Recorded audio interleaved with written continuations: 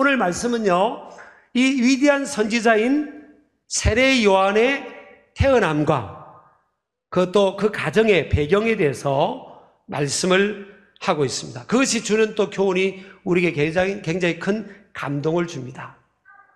오늘 이 세례 요한의 부모로 선택된 이 사가랴와 엘리사벳은 제사장이었어요. 근데 나이가 많은 제사장이었다. 그리고 5절에 보면 아비야 반열에 속하는 제사장이었다. 그렇게 나와 있습니다. 그 당시에 제사장들은요, 한 18,000명쯤 됐대요. 다윗 왕 때 이미 이 제사장 시스템을 정하고 이 18,000명을 24개 그룹으로, 큰 그룹으로 나눴습니다. 약 한 700명 이상 되는, 한 반열이 700명 이상 되는 그룹이에요. 그리고 굉장히 많은 제사장들입니다. 그 제사장 중에서 세례 요한의 아버지로 선택된 분이 바로 사가랴입니다. 사가랴. 따라합시다. 사가랴. 근데 이 일을 이루기 위해서 하나님께서 왜 사가랴와 엘리사벳이라는 제사장 부부를 선택했을까? 하나님은 실수하지 않는 분이잖아요. 따라합시다. 하나님은 역사의 주관자가 되신다. 하나님은요, 우리가 역사라는 단어를 말할 때 히스토리라 하잖아요. 히스토리. 근데 나눠서 말하면 히즈 스토리입니다. 그분의 이야기예요. 우리 역사는 하나님의 역사인 거죠. 하나님은 하나님의 역사를 이루기까지 하나님께서 그걸 말씀하시고 그 말씀의 내용을, 컨텐츠를 이루어 가는 겁니다. 많은 하나님의 말씀하신 내용들이 이루어졌고 앞으로 많은 내용들이 이루어질 거예요. 그러니까 저와 여러분은 어디에 포커스를 맞춰야 되죠? 하나님의 말씀이에요. 하나님의 말씀. 하나님께서 우리의 삶 속에 이 66권의 성경을 통해서 무엇이라 말씀하셨고 그 일이 어떻게 이루어졌고 앞으로 어떻게 그 일들이 이루어질 것인가, 하나님의 말씀에 포커스를 맞춰야 될 줄을 믿습니다. 그러니까 위대한 메시아 탄생과 사역이 이루어지려면 그 앞에 직전에 위대한 선지자가 출현해야 되는데 그 일이 이루어지려면 위대한 선지자를 낳고 기를 수 있는 그런 가정이 있어야 되는 겁니다. 제사장 가문만 해도 18,000명의 제사장이 있었어요.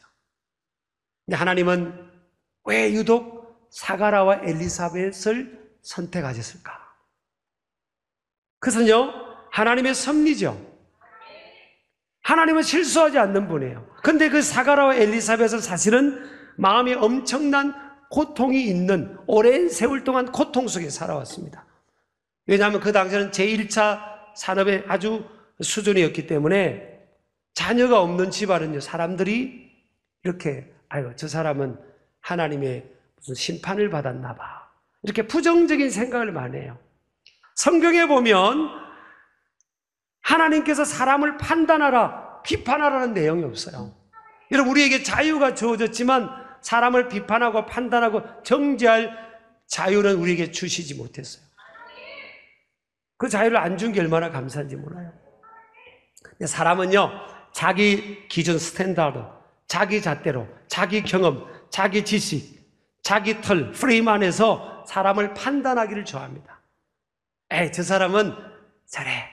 흑백 논리를 가지고 내 기준, 내 생각하고 다른 것은 다 틀렸다고 생각하는 그런 자기 중심적인 이 사고의 틀이 있어요, 사실은.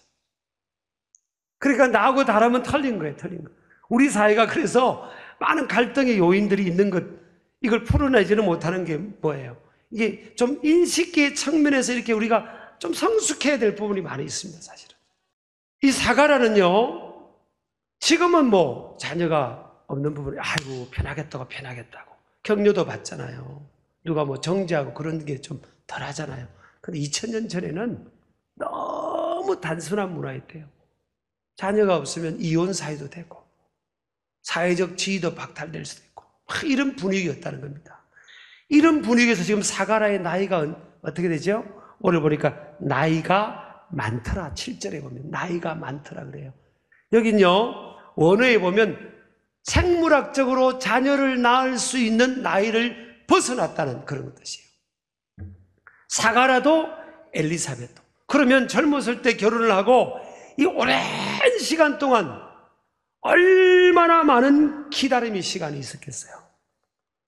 얼마나 많은 기도를 그들이 했겠습니까? 물론 제사장이니까 나라와 민족을 위해서 기도해야 됐지만 자기 가정의 문제, 또 자녀의 기다림의 문제를 놓고도 얼마나 많은 시간들, 많은 그런 숫자로 셀 수 없는 시간들을 하나님 앞에 기도했겠냐는 거예요. 그런데 응답이 없은 거죠. 하나님은 침묵하는 것 같고 자신들의 기도에 이를 외면한 것 같은 그런 상황이잖아요. 그때 밖으로는 주의 시선에 대한 부담도 있고, 또 여러분 우리가 살아가다 보면요, 내면에 이 부정적인 소리도 있어요. 야야, 너 기도해봐도 소용없어. 하나님은 너 사랑하지 않아. 하나님 너를 버리셨어. 너 믿고 기도해봐도 아무 소용없다. 너 그런다고, 너 믿음 생활한다고 누가 알아주니? 너 내세울 것도 없잖아. 내세울 것도 없는데 무슨 제사장 노릇을 해? 이 구약의 제사장이 있지만 이 신약 시대는요, 우리가 목회자도 제사장이고 여러분도 사실 제사장입니다. 평신도 제사장입니다. 우리가 직분 위치가 다를 뿐이지 하는 일이 달라서 그렇지. 우리 아멘 하시기 바랍니다. 왕같은 제사장이라고 그랬잖아요.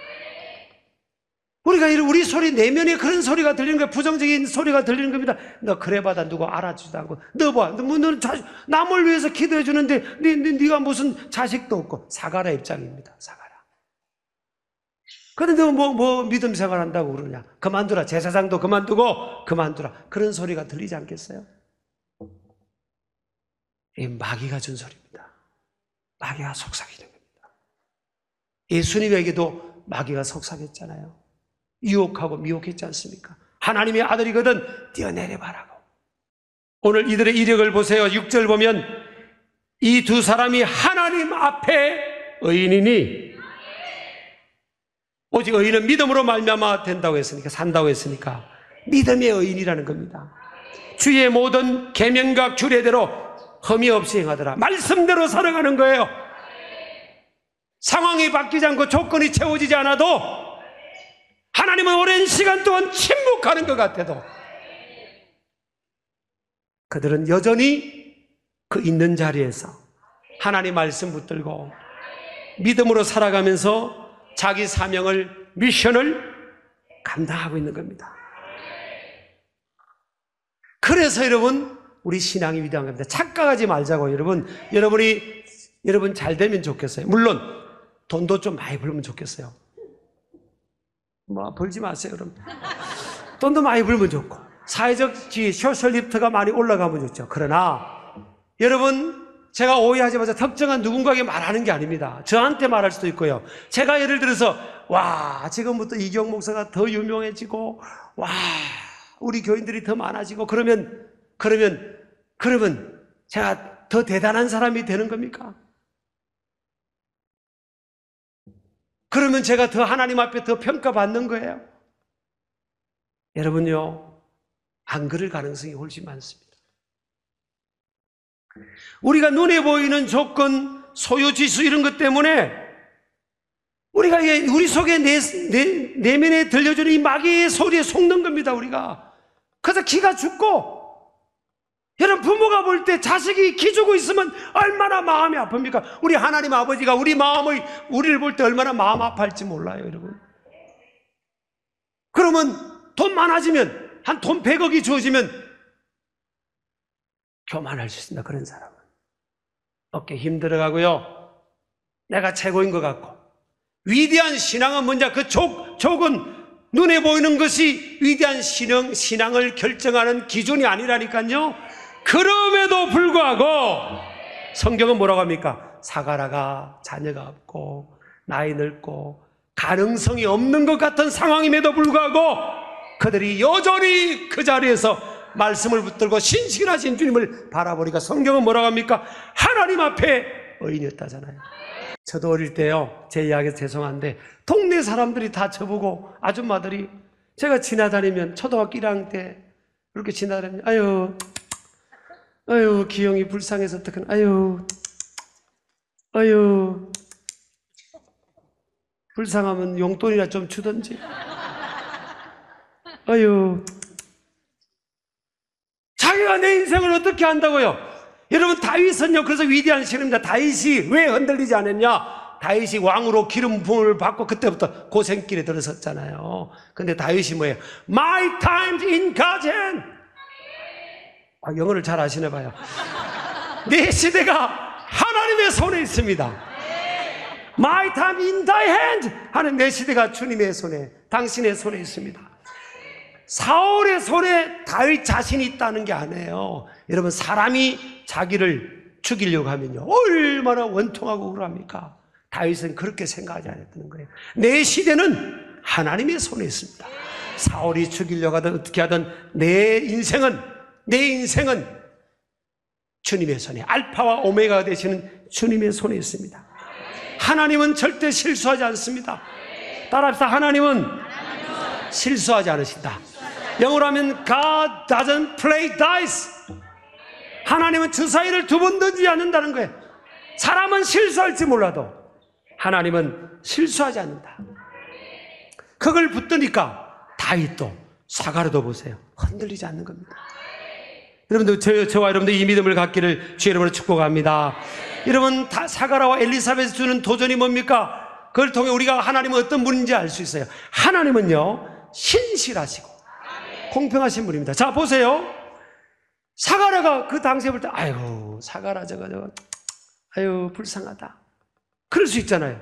근데 사가랴도 엘리사벳도 주변 사람도 사가랴 부부가 나중에 낳은 아기가 예수님의 탄생과 사역을 정지작업을 한 위대한 마지막 선지자가 될 줄 누가 알았습니까? 여러분요, 지금 어리게 보이고 불쌍하게 보이는 인생, 나중에 위대한 사도가 될지 어떻게 합니까? 내가 그 아주머니들 다 한번 만나고 싶어요. 진짜. 맨날 저 불쌍하다고 했던 아주머니들. 저야 뭐 하나님 앞에 너무 부족하지만 그래도 그분들이 만약에 제가 40년 후에 50년 후에 이렇게 목회자가 되고 행복하게 하나님 앞에 복음을 전하고 쓰임받을 목회자가 될 그 모습을 봤더라면 그런 말을 안 했을 거 아니에요, 여러분. 여러분요, 우리가 사람을요 쉽게 평가할 게 아니에요. 옆 사람 인사합시다. 저를 안 보지 마세요. 따라합시다. 내 시대가 옆 사람 보고 내 시대가 오고 있습니다. 그런 거예요. 내 시대가 지금 오고 있는 겁니다. 지금 그런 믿음.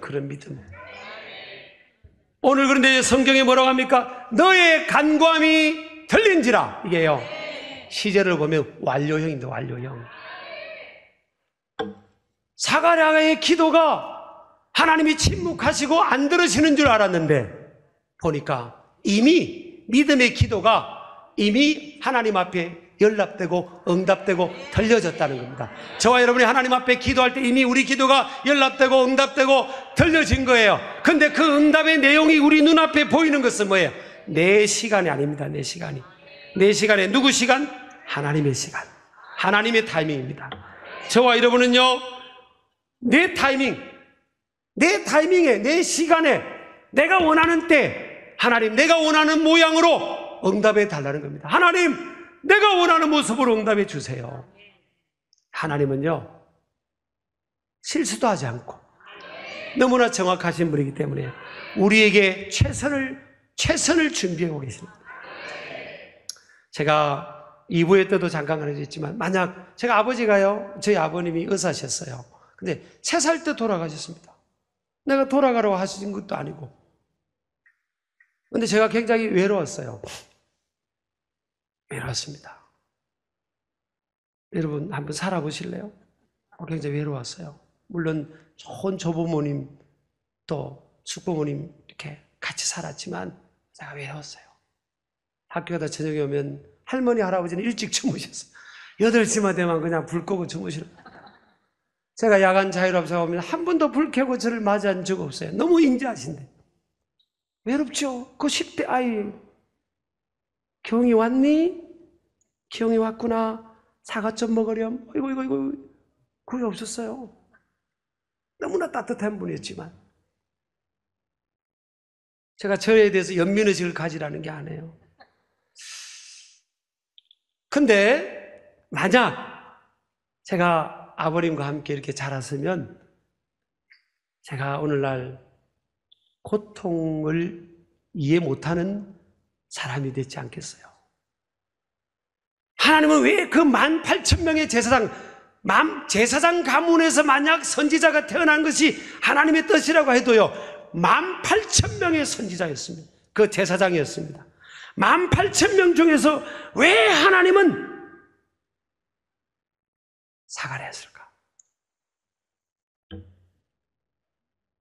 나라와 민족의 수많은 고통받는 사람을 주님께로 인도하기 위해 예비된 그 아들을 낳아 키울 수 있는 그 그릇은 고통을 아는 사람이에요. 우리 아멘 하시기 바랍니다. 여러분요, 고통이 없으면 좋겠지만 하나님은 고통을 통해서 우리에게 놀라운 축복을 준비하신 줄 믿으시기 바랍니다. 여러분요, 그래서 우리의 싸움이 사람과 문제가 아니에요. 사람은 이해하지 못하고 상처를 줄지언정 하나님은 이해하시고 품어주십니다. 사람은 우리를 포기할 수 있지만 하나님은 결코 포기하지 않으십니다. 사람은 우리를 외면할 수 있어요. 그런데 하나님은 우리를 절대 외면하지 않으십니다. 사가라와 엘리사벳의 이름의 뜻은요, 사가라는 여호와께서 기억하신다 이런 뜻이고, 엘리사벳은 내 하나님은 약속이시다 이런 뜻이에요. 이름을 잘 지어야 돼요.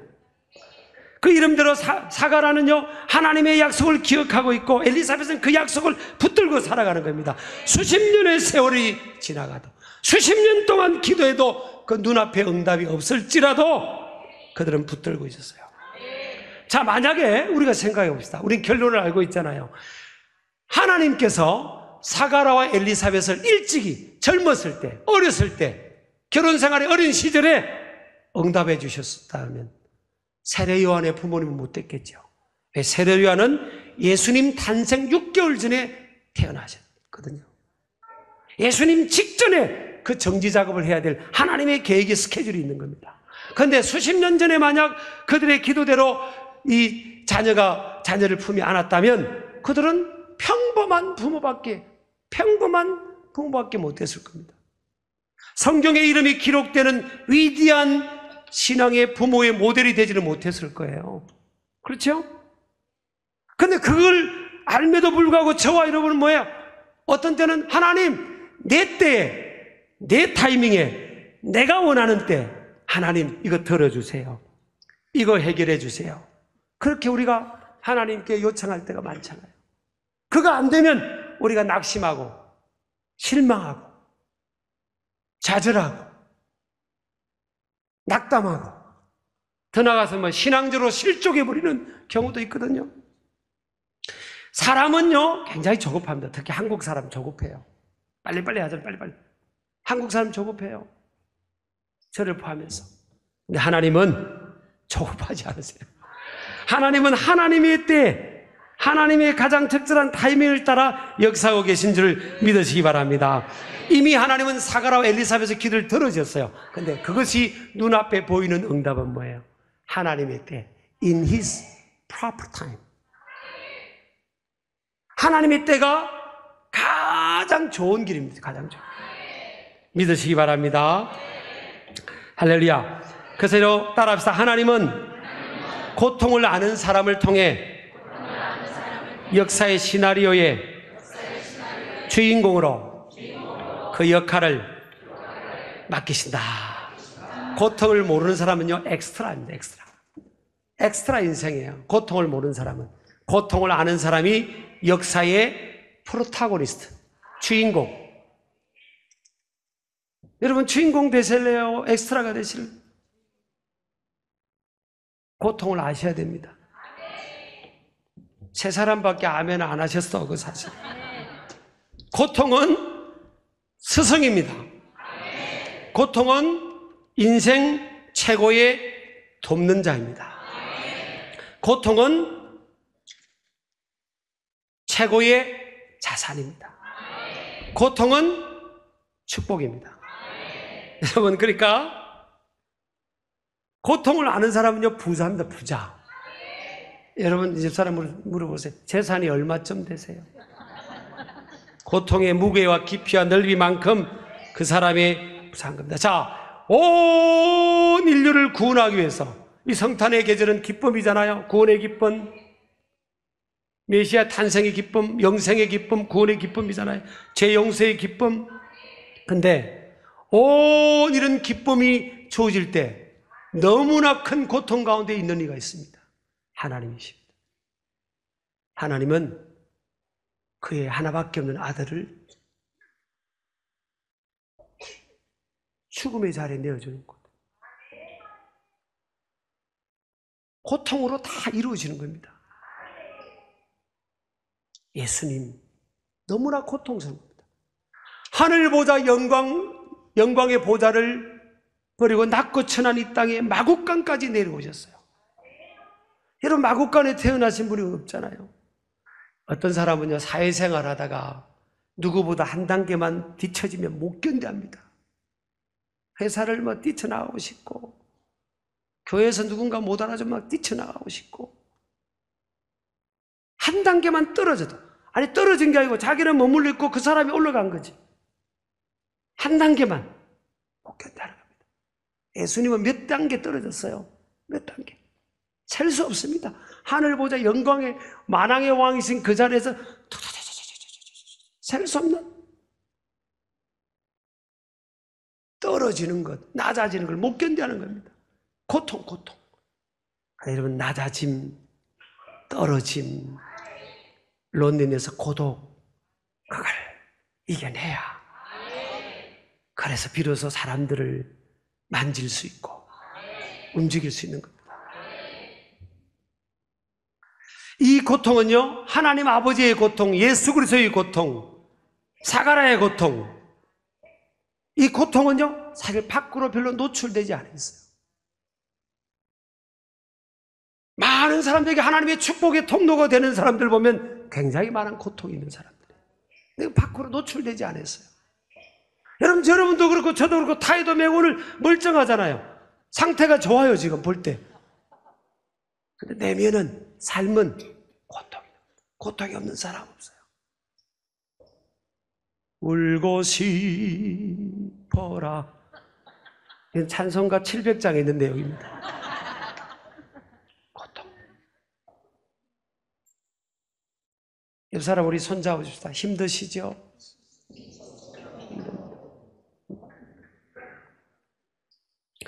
살아가면서 여러분, 저와 여러분이 이해가 되지 않는 상황들, 퍼즐과 같은, 풀기 어려운 퍼즐과 같은 상황들을 만나게 되잖아요.